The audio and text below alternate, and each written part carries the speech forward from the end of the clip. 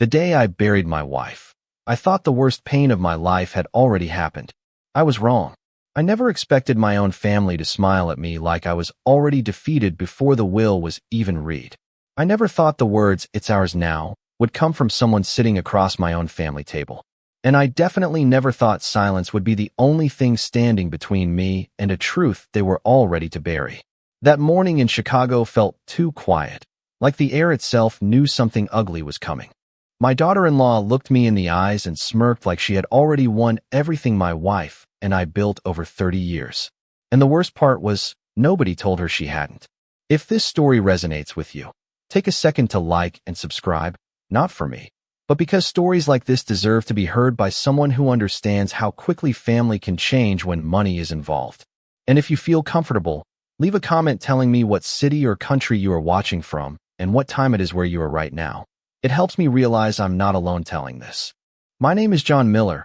I'm 68 years old, and what happened that night in that law office didn't just change my family. It changed everything I thought I knew about my own son. I still remember standing in my kitchen in Chicago, staring at the empty coffee cup my wife used every morning, realizing I would never hear her footsteps again. My son Brian called me that afternoon, his voice uneven, telling me the lawyer scheduled the inheritance meeting for Friday at 10 a.m. at Hayes & Associates downtown. My daughter-in-law Sophie was in the background of the call, and I could hear her whispering something like, "Finally," before she laughed under her breath. I asked Brian quietly, what did she mean by that? And he just said, "Dad, don't start. It's just paperwork." But it didn't feel like paperwork. It felt like something was already decided without me. When I arrived at the house that evening, Sophie was sitting at the dining table going through folders I had never seen before. She didn't even look up when I walked in. "You're early," she said, flipping a page like I was interrupting her work. I asked her what she was doing, and she smiled slightly, not warm, not kind, just confident. "Preparing," she said. "It's a big transition for all of us." I remember sitting across from her, watching her tap a pen on the table like she already owned the room. Brian avoided my eyes, staring at his phone like he didn't want to exist in that moment. I asked him again, "Do you know what your mother wanted?" And Sophie answered instead, leaning back in her chair. "She wanted stability," she said. "And honestly, John, that means the company needs someone who understands how to run it properly." That was the first time she said it out loud. Not hinted, not suggested. Declared. The company. Ours. Like my wife's life work was already signed over in her mind. I felt something tighten in my chest, but I didn't argue. I just nodded slowly and said, "We'll see what the will says." Sophie tilted her head and smiled again, softer this time, almost amused. "We already know," she replied. "Brian and I have talked about it. Everything will stay in the family." The way she said family didn't include me. That night, I barely slept. I kept thinking about my wife's last words to me in the hospital, how she squeezed my hand and said, "Don't let anyone rush you into decisions." At 9:45 a.m. Friday, I stood outside the glass building in downtown Chicago watching people pass by like nothing important was happening. Sophie arrived with Brian 5 minutes later, dressed like she was walking into a board meeting she had already won. She didn't even greet me. She just walked past and said, "Let's not make this longer than it needs to be." Inside the law office, the air felt cold, controlled, almost rehearsed. Attorney Richard Hayes stood behind his desk with a sealed folder in front of him, looking at each of us like he knew something none of us were ready to hear. Sophie leaned over to Brian and whispered, "It's ours now." With a smirk she didn't bother hiding. Brian didn't correct her. He didn't even react. That's when I realized something was already wrong long before the reading even began. I stayed calm, just like I promised myself I would, and said nothing while they all settled in like winners waiting for confirmation. Attorney Hayes opened the folder slowly, adjusted his glasses, and said, "Before we proceed with the standard will, there is an attached verification document that must be read aloud first." And the moment he said that, Sophie's smile faded just slightly for the first time, like she suddenly realized she might not know the ending to a story she thought she had already written, and as he turned the first page, he looked directly at me and said words that made the entire room go completely silent. For a long moment after the attorney spoke, nobody in that room moved, and I remember that silence feeling heavier than any argument I had ever been part of, like even the air had decided to stop defending me. But as I stood there watching Sophie's confident expression begin to fracture just slightly, my mind drifted somewhere I did not expect, back to the kind of silence I grew up with. The kind that teaches you early who matters in a room and who does not. I was not raised in a wealthy family, not even close. I grew up outside Columbus, Ohio, in a small 2-bedroom house where everything had a place because there was never enough space for anything to be wasted. And my father had a way of looking at my older brother like he was already the man of the house before he ever earned it. While I learned to finish my dinner quietly and leave the table before asking for anything more, I remember once asking, "Dad, can I take summer classes too like Mark?" And he did not even look up from his newspaper when he said, "We are not paying for extras for everyone, John." And my brother just smirked like it was the most natural thing in the world. And I learned that night what it felt like to be present but not prioritized, to be part of a family but not fully included in its future. Years later, when I met Emily at a small grocery store in Chicago, she was the first person who looked at me like I was not competing for space. She would laugh and say, "You always act like someone is going to take your seat at the table." And I would tell her it is because someone usually did. But even then I did not realize how deeply that pattern was wired into me until I watched it repeat in my own home with my son Brian, who grew up with opportunities one never had, private school in Illinois, internships arranged through connections Emily insisted we invest in. And yet somewhere along the way I noticed Sophie beginning to stand between him and every decision that mattered. I remember one Sunday dinner when Brian said he might want to expand the company in a different direction and Sophie cut in immediately, saying, "That is not realistic, Brian. Your father is still holding on to the old model." And Brian looked at me instead of answering her, like he needed permission just to have an opinion in his own life. And I said quietly, "You can always build your own path." But Sophie laughed under her breath and said, "That is not how family businesses survive." And I remember the way she said family like it belonged more to her than to me. After Emily passed away, the house felt different. Not just emptier but reorganized in a way I could not explain. Drawers shifted, documents moved, conversations happening in corners of rooms that stopped when I entered, and Sophie became more present in decisions she was not originally part of, saying things like, "We should prepare for transition stability," or "It is better if we handle this efficiently." And I kept noticing Brian saying less and listening more, until one night he told me, "Dad, Sophie is just helping us stay organized." But his voice did not sound like he believed it. The first time I truly felt something was wrong was when I found a folder on my office desk labeled Estate Overview that I had never placed there. And when I asked Sophie about it, she simply said, "Oh, I thought you would want transparency," while smiling like transparency was something she was granting me rather than something I already owned. And as I stood in that law office later watching the attorney adjust his glasses over a document none of us had fully seen yet, I could not shake the feeling that all of this, every small moment, every polite interruption, every quiet correction, had been building towards something none of them were ready to admit. And what I did not yet understand was that the document in front of that attorney was not just about inheritance at all. It was about something far more final that had been hidden, long before any of us walked into that room. The attorney adjusted his glasses again, his fingers slowly sliding down the first page as if he was carefully deciding how much of it we were ready to hear. And I remember standing there in that cold Chicago law office feeling something in me shift, not loudly, not dramatically, but in a way that made me realize I was no longer just a spectator in my own life. I was part of something that had already been moving without my permission. And when attorney Richard Hayes finally spoke again, his voice was slower, more deliberate. "Before I proceed with the standard distribution terms, I need to confirm the identity of the primary shareholder referenced in this amended structure." And Sophie immediately leaned forward like she had been waiting for this exact sentence, whispering to Brian, "That is you," as if saying it out loud made it official. But then the attorney looked up and said, "John Miller, I need you to confirm something for the record." And for the first time that morning, every eye in the room turned to me. And I felt something strange happen inside me, because my old instinct was to shrink in moments like that, to let others speak first, to let the louder confidence in the room define reality. But I did not do that this time. Instead, I nodded once and said, "I am listening." And I saw Sophie's expression tighten just slightly, like she was not used to me taking space I usually gave away. The attorney continued, explaining that the document we were about to hear was not a simple inheritance distribution, but an activation of a pre-structured corporate trust system created years earlier by my late wife, Emily Miller. And as soon as he said her name, I felt a weight in my chest, because Emily never did anything without purpose. She always said, "If something happens to me, do not let emotions decide structure." And I had never fully understood what she meant until that moment. Brian shifted uncomfortably in his chair and whispered, "Dad, what is he talking about?"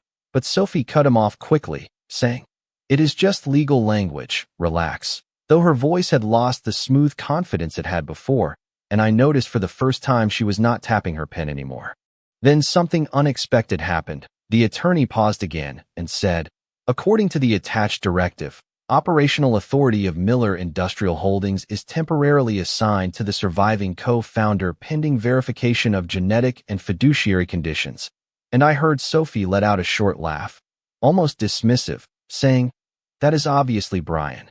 But the attorney did not respond to her. Instead, he looked directly at me again and said, "Mr. Miller, before I continue, there is a formal acknowledgement required from you."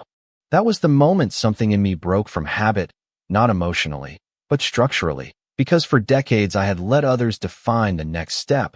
I had let meetings continue without me, decisions get made around me. Even within my own company, I had become more observer than operator, but for the first time in years I said, "Then let us proceed properly," and my voice did not shake. Sophie went silent. Brian looked at me like he was seeing someone unfamiliar. The attorney opened a second sealed envelope, and I could hear the paper itself as if it carried more weight than it should have, and he said, "There is an additional verification clause that must be read before inheritance allocation." And Sophie suddenly leaned forward again, her confidence returning in a sharper form. "This is ridiculous. We are wasting time," she said. But the attorney raised his hand slightly and continued anyway, explaining that the structure required confirmation of lineage and executive succession alignment based on conditions Emily Miller had personally mandated years prior. And as those words settled in the room, I noticed something I had not expected. Sophie was no longer looking at Brian. She was looking at me, and for the first time her smirk was gone completely, replaced by something closer to uncertainty. While I stood there realizing that whatever was in that second envelope was not just paperwork, it was a decision Emily had been preparing long before any of us had gathered in that room. And as the attorney slowly turned the page, he said something that made the entire room change temperature. "This next section determines who legally continues control of the company effective immediately." And in that instant I understood, whatever truth was coming next was not going to stay hidden for much longer. The attorney's words hung in the air like something none of us could step around, and I remember feeling Sophie's energy shift instantly, like she had decided silence was no longer safe for her. Because the moment Richard Hayes opened that next page, she leaned forward and placed her hand lightly on the table, as if grounding herself into authority that was never legally hers. And she said, "Before you continue, I think there is a misunderstanding here." Her voice calm but sharpened with control, and she turned slightly toward Brian, adding, "We already reviewed most of this with family counsel last week." And I froze for a second because that was the first time I had heard anything about a private meeting I was never invited to. So I looked at Brian and asked quietly, "What meeting?" And Brian hesitated before replying, "Dad, it was just a quick consultation. Sophie said it would help avoid confusion." But the way he avoided my eyes told me he knew it was not just a consultation. The attorney stopped reading and looked up slowly, saying, "There is no record of a prior consultation that overrides the sealed directive." And Sophie immediately smiled again, but it was different now, less confident, more forced, and she said, "That is strange, because we were told the ownership transfer had already been pre-approved." And as she said it, I noticed something cold in my stomach because she was not guessing. She was repeating something she believed was real. That is when I realized the manipulation had already happened before I walked into that room. Sophie turned to Brian and spoke faster now. "You told me your father already signed the transition acknowledgement." And Brian's face went pale as he said, "I thought he did. You said the papers were standard." And in that moment, I felt something collapse internally, not loudly, but like a structure I had trusted for years quietly giving way, because I had never signed anything like that. The attorney immediately interjected. For the record, there is no executed transfer of ownership from John Miller, and the room went still again. But Sophie refused to accept it, shaking her head slightly and saying, "That is impossible. I personally saw the document." And she reached into her folder and slid a paper forward like evidence in her favor. But when the attorney looked at it, he did not react the way she expected. Instead, he simply said, "This document is not valid under the current trust conditions." And that was the first time I saw Sophie's composure crack in a visible way. Brian leaned closer to me and whispered, "Dad, what is happening?" But I did not answer because I was trying to understand how so many people could believe something so confidently that was not real. Sophie's voice rose slightly, still controlled but now pressured. "This is a misunderstanding. Emily would not have excluded her own son." And hearing Emily's name used like that made something tighten in my chest, because she was not here to respond, and that absence was suddenly louder than anything else in the room. The attorney responded calmly. The directives were signed and notarized by Emily Miller 2 months prior to her passing, and include conditions that supersede informal assumptions of succession. And Sophie immediately turned to Brian again, lowering her voice. "This is why I told you to confirm everything with your father." But Brian looked confused and said, "You told me you already confirmed it with him." And in that exchange I could see it clearly now, the way the story had been rewritten between them without me ever being part of it. I finally spoke, asking slowly, "What exactly did you tell my son I agreed to?" And Sophie paused for the first time, just long enough for the silence to feel dangerous, and then she said, "Only that you were stepping back gradually for health reasons." And I felt my chest go cold because that was not just wrong. It was constructed, deliberate, and repeated enough times that even Brian was starting to believe it. The attorney flipped another page and said, "There is an additional affidavit attached confirming no such health-based resignation was ever made." And that is when Sophie's confidence finally broke completely, her eyes moving quickly between the attorney and Brian and me as if she was searching for an exit that no longer existed. And Brian suddenly said, "Sophie, you told me he agreed." But she did not answer him anymore, because at that exact moment the attorney cleared his throat, adjusted the document again, and said, "Which brings us to the final clause determining immediate operational control." And the room felt like it was about to fall into something none of us were prepared to stand inside.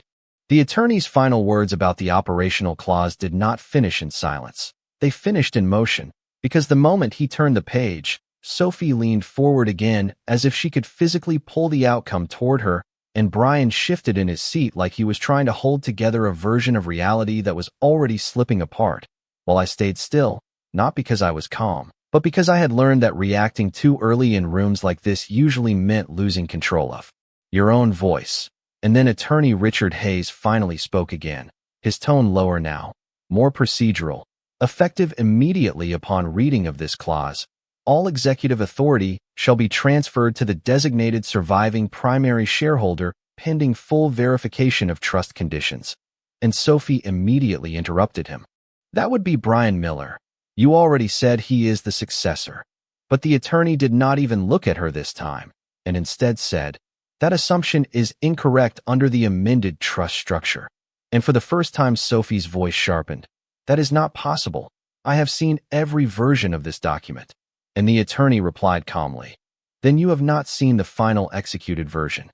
The room went still again, and I could feel something tightening in my chest, not fear, but anticipation mixed with disbelief, because whatever Emily had prepared was no longer just legal structure. It was something designed to survive misunderstanding itself. Sophie leaned back slightly now, her confidence beginning to fracture into irritation, and she said, "This is ridiculous. You cannot override a direct family succession." And the attorney responded, "This is not a family succession. It is a conditional corporate trust." And then he looked directly at me and said, "Mr. Miller, under Clause 9, full operational control of Miller Industrial Holdings and all associated subsidiaries is assigned to you as the sole active founding partner." And for a second I thought I had misheard him, because the words did not match the expectations that had been built in that room. And Brian actually stood up halfway before stopping himself, saying, "Dad, that is not what we discussed." But I looked at him and said quietly, We never discussed anything, because we truly had not. Sophie's face went completely still, not angry yet, just processing, and then she said, "That is a mistake. Emily would never cut her own son out." And the attorney immediately replied, "He is not cut out. He is conditionally restricted pending verification protocol." And then he slid another document forward, saying, "Which leads us to the next required step." And I noticed for the first time that his hands were steady in a way that suggested he had done this before, handled moments where entire assumptions collapsed in real time. Sophie suddenly reached for her phone under the table, typing quickly, whispering to Brian, "Call your uncle. This has to be stopped." But Brian hesitated and said, "What if it is real?" And that sentence alone changed the atmosphere again, because now even he was no longer fully aligned with her certainty. The attorney continued, "As part of the verification protocol, a genetic confirmation was conducted in accordance with the instructions of Emily Miller." And Sophie immediately said, "That is not relevant to inheritance." But the attorney replied, "It is relevant when corporate succession depends on biological lineage confirmation of listed heirs." And I felt my stomach drop slightly, because I had never heard that condition before, and I could see Sophie's mind racing now, trying to rebuild. Control through language, saying quickly, "This is an abusive process. We were told everything was finalized." But the attorney calmly responded, "You were told incorrectly." And that was the moment I realized the lies were not just recent. They had been layered carefully over time, each one making the next easier to believe. Brian looked at me again, this time with something closer to confusion than loyalty, and said, "Dad, did you know about any of this?" And I answered honestly, "No." And that single word seemed to remove the last stable point in his understanding. Sophie suddenly stood up slightly, pushing her chair back a few inches, saying, "I want to see the original document right now." But the attorney closed the folder and said, "You will see what is authorized to be disclosed after the verification step is complete." And then he paused, looking around the room, before adding, "And until that step is completed, all assumptions of ownership are legally suspended." And I watched Sophie for the first time lose her rhythm completely, her confidence replaced by quick, fragmented breathing as she realized that every narrative she had built, every assumption she had repeated, and every conversation she had influenced was now being pulled backward at the source. And as the attorney reached for a sealed envelope marked final certification, the room fell into a silence so complete that even the smallest movement felt like it would decide who still had ground to stand on. The attorney's final envelope was already halfway out of the folder when I noticed something I had not paid attention to before. Not the paper, not the signatures, but the way Sophie had stopped speaking entirely. And in that silence, I felt something strange happen inside me. Not panic, not anger, but recognition. Like my mind was finally stepping back far enough to see the entire shape of what had been built around me without my permission. And I remember thinking, this is not about inheritance anymore. This is about control. And the moment that thought formed, Attorney Richard Hayes paused and said softly, "Before I proceed, I am required to confirm final authentication conditions." And Sophie suddenly laughed once, a short broken sound, saying, "This is unbelievable. You are actually following this." But no one responded to her. Not even Brian, who was now staring at the table like it might explain what he had missed. The attorney opened the sealed envelope, and for a second he did not speak, just read, and I watched his expression change slightly, not dramatically, but enough to tell me that whatever was inside was not just expected legal language. And then he said, "The final certification confirms the sole authorized controlling party is the surviving founding spouse, John Miller." And I felt the room tilt slightly, not physically, but socially, because in that moment everything Sophie had been building collapsed without noise. Brian whispered, "Dad," but it did not sound like a question anymore. It sounded like someone trying to confirm reality. Sophie shook her head slowly and said, "No, that is not correct. That cannot be correct." And for the first time her voice did not carry certainty, only resistance. And the attorney continued, "All prior assumptions of transitional ownership are void under Clause 12 due to misrepresentation of consent documentation." And I looked at Sophie and realized she was not just wrong. She had been operating on a version of events that never existed in legal reality. Brian stood up fully now, stepping back from the table slightly, and said, "Sophie, what did you tell me you saw?" And she answered too quickly. I saw the approval. I saw the signature process, but her words no longer aligned cleanly. They were fragments trying to hold together something that had already broken. I felt a heaviness settle into me, not victory, not relief, but something closer to absence, because even though I had just been restored to control on paper, the people sitting across from me were no longer the same people I had walked in with, and that realization hurt more than I expected. Brian turned toward me and said quietly, "Dad, I thought you were stepping back," and I replied, "I never stepped forward," and I saw him process that slowly, like he was realizing he had been placed in a story that was written without all the pages. Sophie reached for her phone again, but stopped halfway, looking at it without typing, as if she no longer trusted the outcomes of any message she could send, and then she said something softer, almost uncertain. This was supposed to be simple, and for the first time I heard exhaustion in her voice instead of control. The attorney closed the envelope and said, "At this point, legal authority reverts fully to Mr. Miller, effective immediately." And no one responded, because there was nothing left in the structure to argue against, only the space where certainty used to be. Brian slowly sat back down, not defeated, just empty, and Sophie stayed standing for a moment longer before lowering herself into the chair like she had misjudged the weight of the room. I looked at both of them and realized something I had avoided for years, that distance does not always come from anger. Sometimes it comes from silence building up until it replaces connection entirely.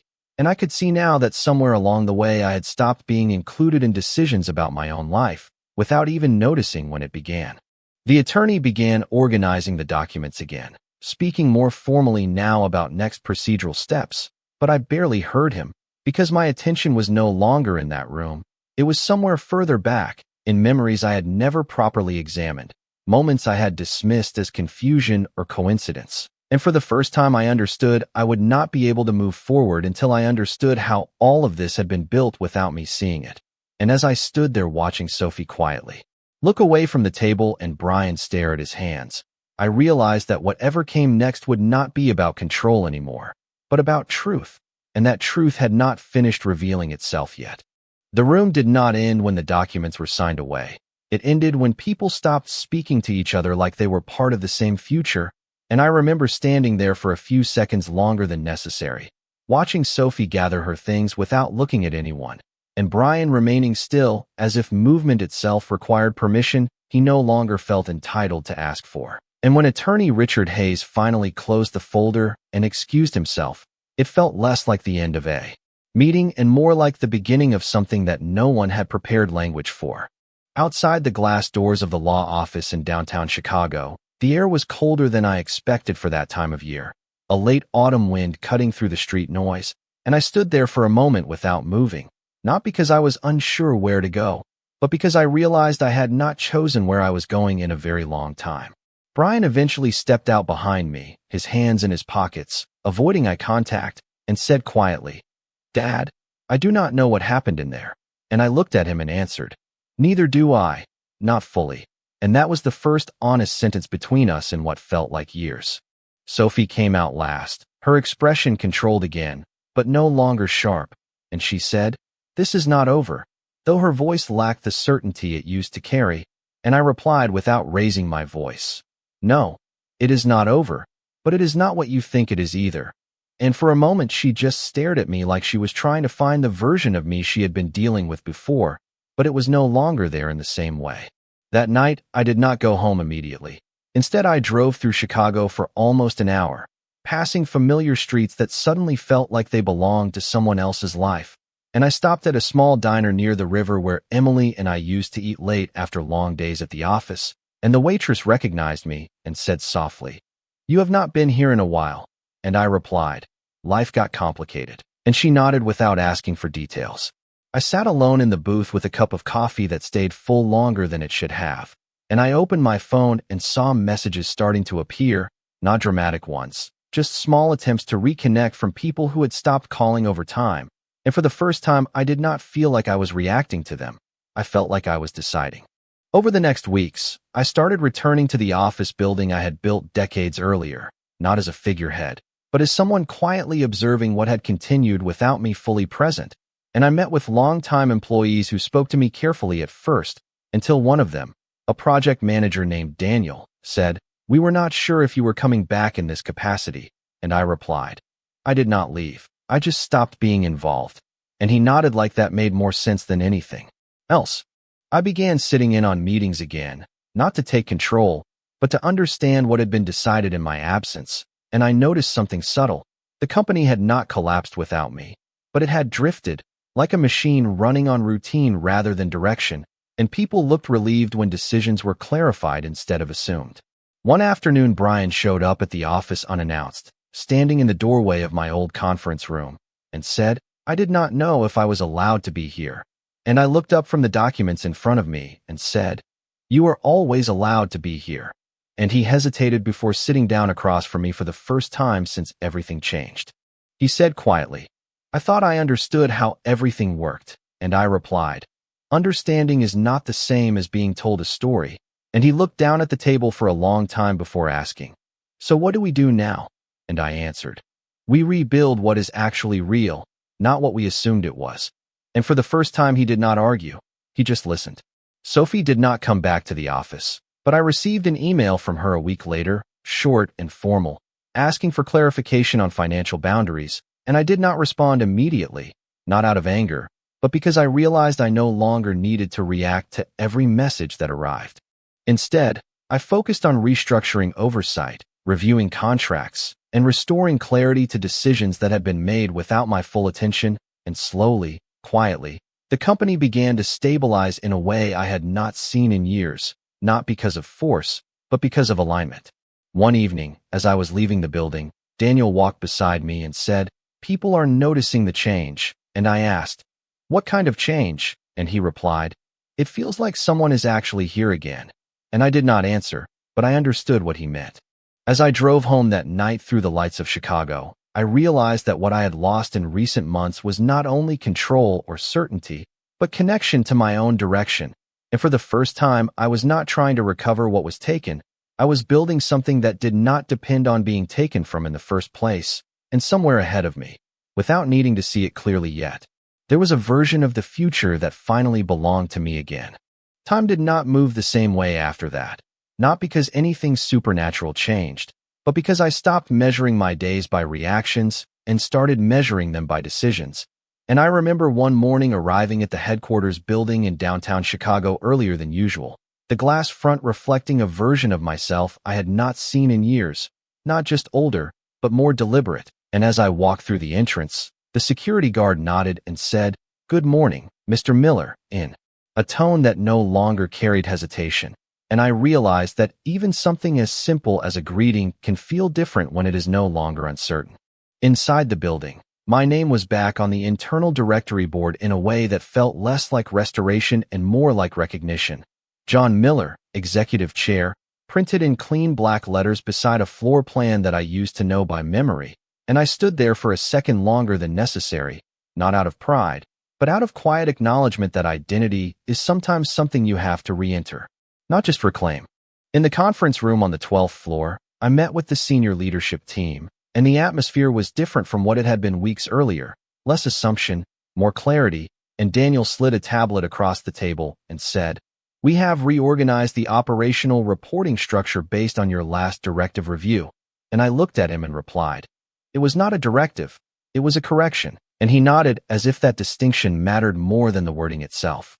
One of the senior engineers, a woman named Carla, looked at me and said, "We were not sure how involved you wanted to be moving forward." And I answered, "I want to be involved in decisions that actually require decisions." And for the first time in a long time, I saw people in the room relax instead of anticipate. Later that week, I was given access to the full operational dashboard, something I had not personally reviewed in years. And as I sat alone in my office scrolling through live project updates, financial projections, and supply chain reports, I noticed something that surprised me more than any legal document ever had. The company had not been failing without emotional leadership. It had been drifting without clear intention. And the correction was not control, it was presence. I remember the moment Brian arrived again, this time not at the law office, but at the headquarters lobby, wearing a simple jacket and holding nothing in his hands, and when he stepped into my office, he looked around like he was seeing the place differently, not as a legacy he was entitled to, but as a system he had misunderstood, and he said, "They let me in," and I replied, "They did not need to stop you," and he sat down slowly across from me. There was a long pause before he spoke, and when he did, his voice was lower, more careful. "I started reviewing the old contracts," he said, "and I think I never really understood how any of it worked." And I looked at him and said, "Understanding was never the problem, assumption was," and he nodded like that landed somewhere deeper than he expected. Over the following days, I began making small structural adjustments, not dramatic changes, but quiet realignments, clarifying decision authority, restoring communication lines that had been bypassed, and removing ambiguity where people had learned to operate on guesswork. And I noticed something important. When clarity returned, tension did not increase, it decreased. One afternoon, Carla walked into my office holding a revised report and said, "This version finally makes sense to the teams," and I asked, "What was wrong with the previous one?" And she hesitated before answering. "It was written for agreement, not understanding," and I leaned back in my chair because that sentence stayed with me longer than I expected. Sophie did not return to the building, but her presence remained in the form of formal communications, carefully written, precise, distant, and I responded only when necessary, not to withdraw, but to separate emotion from structure. One evening, as I was leaving the office, Daniel walked beside me toward the elevator and said, "People are saying things feel stable again," and I asked, "Do they know why?" And he replied, "They say it feels like leadership is actually visible again." And I did not correct him, because I understood what they meant now was not visibility, but consistency. When I stepped outside onto the Chicago sidewalk that night, the city was moving the same way it always had. Traffic lights changing, people passing, cold air rising from the pavement, but something in me had changed its alignment with it. And for the first time in a long time, I was not trying to recover what had been disrupted. I was continuing something that had quietly started again the moment I stopped letting other people define where I stood. And as I looked up at the glass tower, reflecting the city lights above me, I realized I was no longer returning to my life. I was fully inside it again, and it was still moving forward. The sound of the city outside the glass windows faded in my memory as I stepped back into the same law office where everything had begun to fracture. And even though time had passed in my life outside those walls, inside this room it felt like nothing had fully resolved, only paused, waiting for the next sentence to decide what kind of reality we were still living in. Attorney Richard Hayes was already seated, the same sealed folder placed in front of him, but now there was a different energy in the room, quieter, heavier, like everyone had learned that speaking too early only made the outcome feel sharper. Sophie was no longer sitting with the same posture she had before, her hands folded tightly in front of her, eyes fixed on the table instead of the documents, and Brian sat slightly apart from her now, not physically distant, but emotionally misaligned, as if the last few days had placed a subtle wall between what they thought they understood and what they were beginning to question.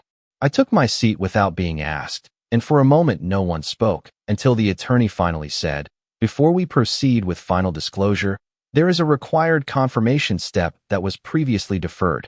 And I noticed Sophie immediately look up at that word, deferred, as if it meant something she had not anticipated. She leaned forward slightly and said, "We already completed every required step last week," but the attorney responded calmly, "Not this one," and the room tightened again. Brian turned toward me and asked quietly, "Dad, is this still about the company?" And I answered honestly, "I am no longer sure what it is about."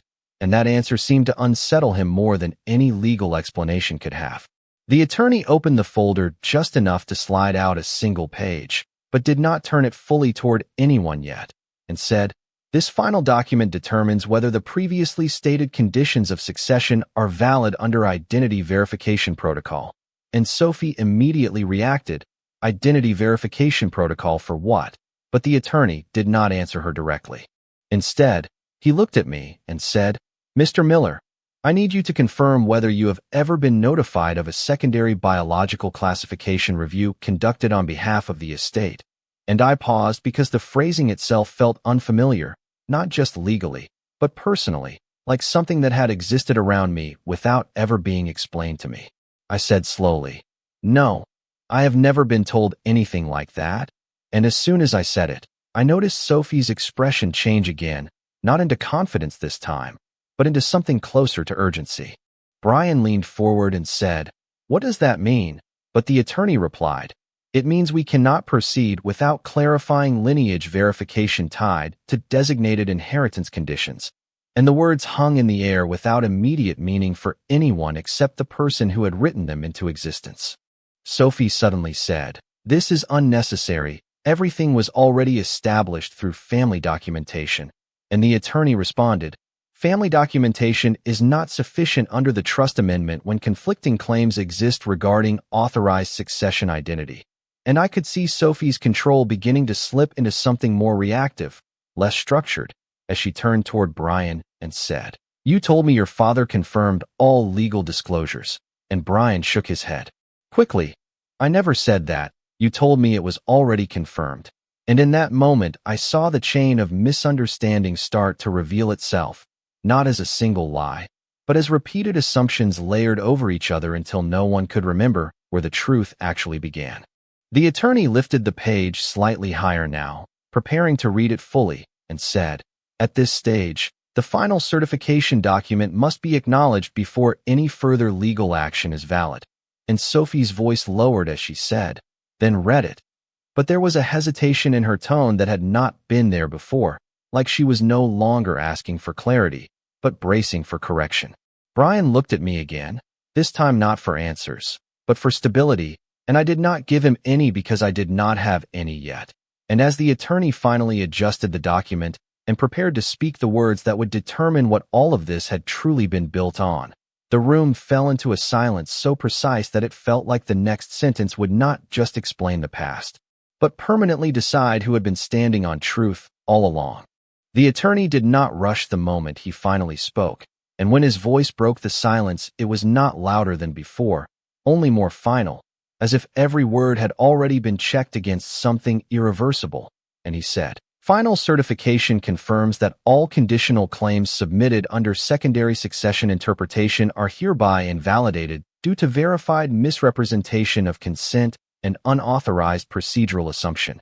And I watched Sophie's expression stop changing entirely, like her mind had reached a point where reacting no longer produced control. Brian shifted slightly and said quietly, "What does misrepresentation mean?" But no one answered him immediately because the attorney continued, turning one page with deliberate care, and added, "It means the presented understanding of authority transfer was constructed without legal foundation in the executed trust framework." Sophie exhaled slowly, almost controlled, and said, "That is not possible. I reviewed those documents myself."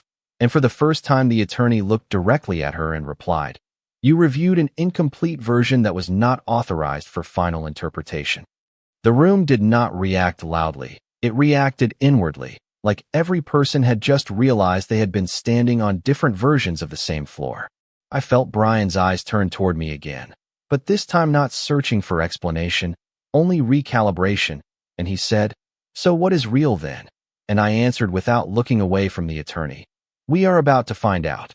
The attorney placed both hands on the table and said, "The verified controlling structure remains exclusively under the founding authority of John Miller, with no lawful delegation or conditional override granted to any secondary family member."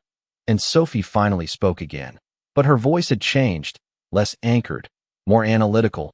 "That contradicts everything we were told during preparation." And the attorney responded, "Then what you were told was not aligned with the executed legal record." There was a pause after that, a long one, where nobody attempted to fill the space. And in that pause, I noticed something that felt more significant than the documents themselves. Sophie was no longer trying to argue the outcome. She was trying to reconstruct how she had been certain of it in the first place. Brian leaned forward slightly and said, "Dad, did you ever sign anything giving this up?" And I looked at him and said, "No, I did not." And that answer did not create surprise in him anymore, only clarity. Sophie turned her head slowly toward me and said, "Then how did any of this get presented to us as finalized?" And I replied, "That is the question I think we are all asking at the same time."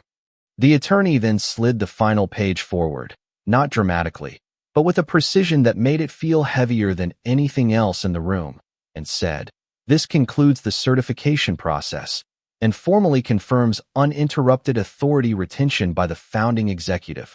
And when he said that, I noticed something subtle but undeniable shift in how everyone in the room looked at me, not with shock, not with disbelief, but with recalculation, as if they were finally aligning there, understanding with something they had not recognized before.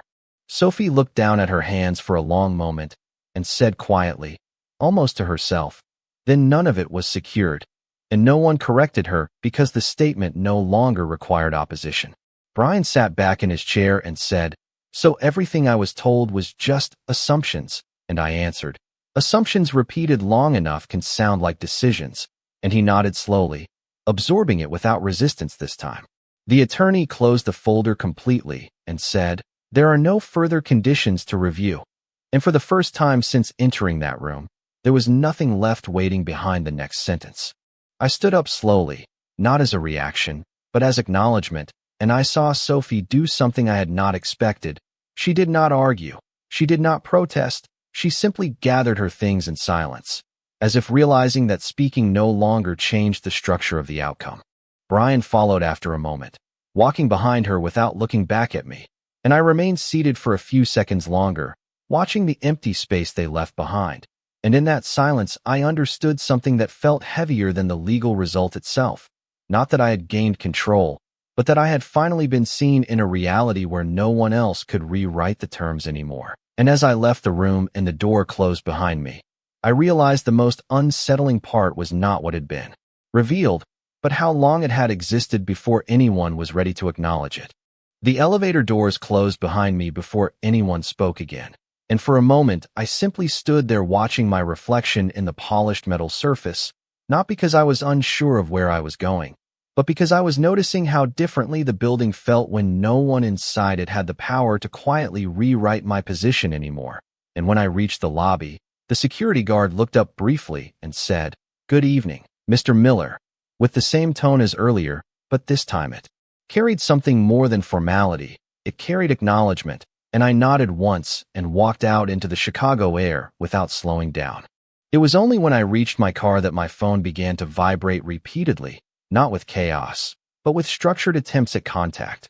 First Brian, then unknown numbers from internal departments, then a message from Sophie, short and precise, saying, "We need to clarify what just happened." And for a long moment I did not reply because I understood something important. Clarification was no longer something I owed anyone immediately. When I finally drove home, the city lights blurred slightly against the windshield, and I found myself thinking less about what had been revealed in that room and more about how long it had taken for anyone to stop assuming they understood my place in my own life. The next morning, I arrived at the office earlier than usual, not because I was avoiding anything, but because I wanted to see what silence looked like after certainty had been removed from it, and the building felt different again, not unstable, just reset. Daniel met me near the entrance and said, "There have been a few calls already," and I replied, "They can wait until the structure is clear," and he nodded without hesitation. Inside my office, I placed my phone face down on the desk and opened a blank planning document, not to react to what had happened, but to define what would happen next. And for the first time in a long time, I was not responding to pressure, I was establishing boundaries. Around midday, Brian arrived again, this time without warning, and stood in the doorway longer than before stepping in, and he said, "Everything is changing too fast." And I looked at him and said, "Nothing changed quickly, you just did not see the steps before now."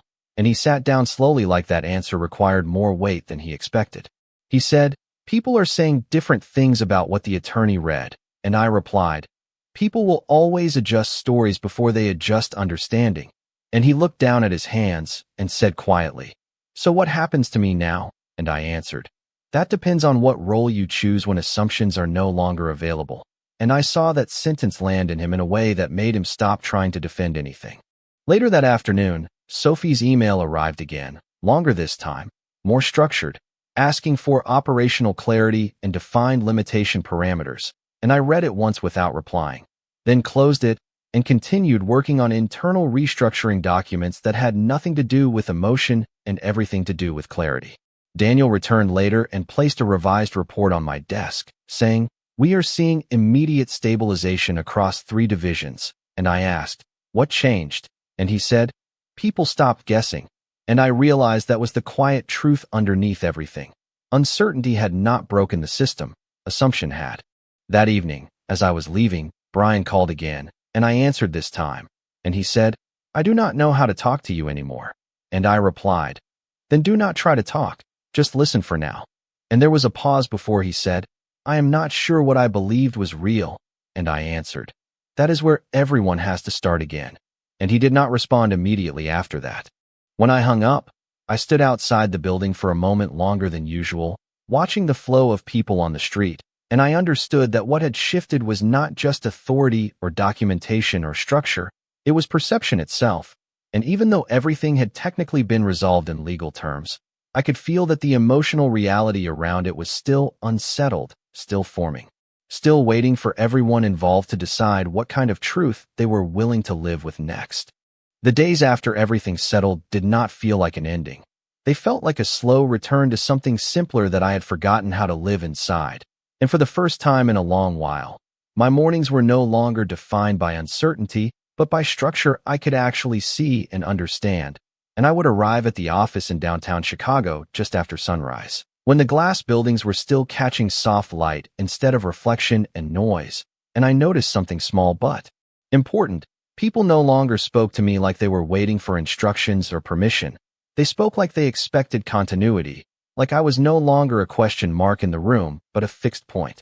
Brian started coming in more often, not with urgency anymore, but with hesitation that slowly turned into curiosity.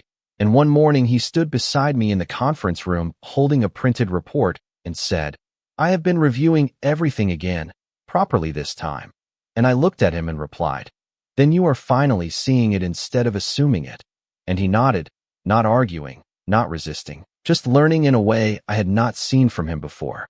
Sophie remained distant, her communications now strictly formal, limited to necessary operational confirmations, and I did not interpret it as hostility anymore, just separation, like 2 systems that no longer shared the same structure of understanding, and that realization no longer carried pain, only clarity.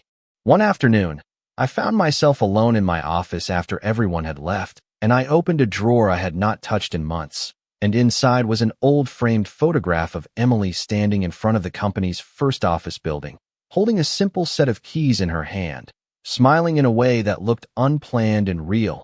And I realized then that none of what had happened recently was about winning or losing anything. It was about returning everything to its original shape after years of distortion. I sat there for a long time, thinking about how easily people can build entire truths out of incomplete stories, and how dangerous it becomes when those stories are never questioned, only repeated. That evening, Brian joined me briefly before leaving and said quietly, "I think I understand what you meant now about assumptions." And I replied, "Understanding is not something you receive, it is something you rebuild." And he looked at me and said, "I am trying." And for the first time I believed him without hesitation. As I left the building that night, the city felt different not because it had changed, but because I had stopped resisting its reality, and I stood outside for a moment holding the small metal keychain from Emily's old office drawer, turning it slowly in my hand, noticing how something so simple could still carry weight after everything else had been stripped away. And in that quiet moment, I understood something I wish I had learned earlier, that control is not about holding everything together. It is about knowing what was ever truly yours to begin with, and what was never meant to be defined by others in the first place. If you are listening to this, and you have ever felt replaced, misunderstood, or quietly pushed out of your own story, I want you to know something without judgment or distance. You are not late to your own life. You are allowed to rebuild it at the pace truth returns to you, not the pace others demand from you. And sometimes the only thing you need to trust again is the small voice inside you that never fully agreed with the version of reality others tried to hand you. Thank you for staying with me through this story. It means more than I can properly say. And if you found even a small piece of your own experience inside these words, I am grateful you were here, because no one should have to understand these things alone. This is John Miller, age 68, and the core truth I want to leave you with is that clarity is stronger than control when you finally stop confusing the two. And if this story spoke to something inside you, you might find more stories like this waiting in the next ones, where silence turns into truth, where truth turns into change, and where every ending quietly opens the door to something you did not expect to find.